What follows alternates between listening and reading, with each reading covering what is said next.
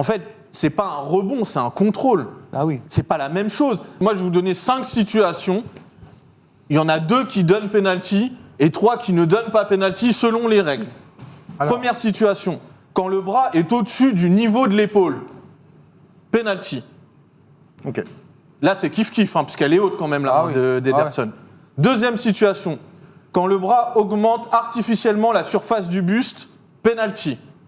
Là, c'est le cas. Là, il me semble quand même que... La surface du but. Ah oui, parce que ça lui permet de s'emmener le ballon. bah donc, oui. Oui, sûr. pour Et de moi, le stopper, on est dans ce cas-là. Et de le stopper. Troisième situation, quand le bras est près du corps et n'augmente pas artificiellement la surface du corps. Là, pas de penalty. Mais donc, si on estime que c'est augmenté artificiellement, là, c'est pas le cas.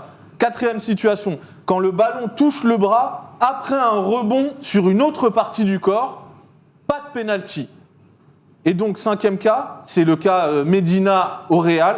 Quand le bras est entre le corps et le sol en cas de chute, pas de penalty.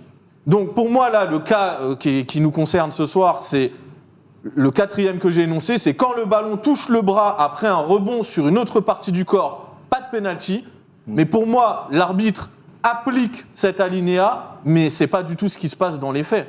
Parce que, en fait, c'est pas un rebond, c'est un contrôle. Ah oui. C'est pas la même chose. Un ballon qui est, par exemple, qui est contré par ton genou et qui touche ta main. Non. Là, je veux dire, tu peux pas. Mais là, c'est totalement différent. Il y a un contrôle, la balle, elle monte et il se l'emmène presque de la main. Et puis surtout, on y comprend Moi, je plus pense qu'il y a rien. une très grosse Et- faute et- d'arbitrage. et on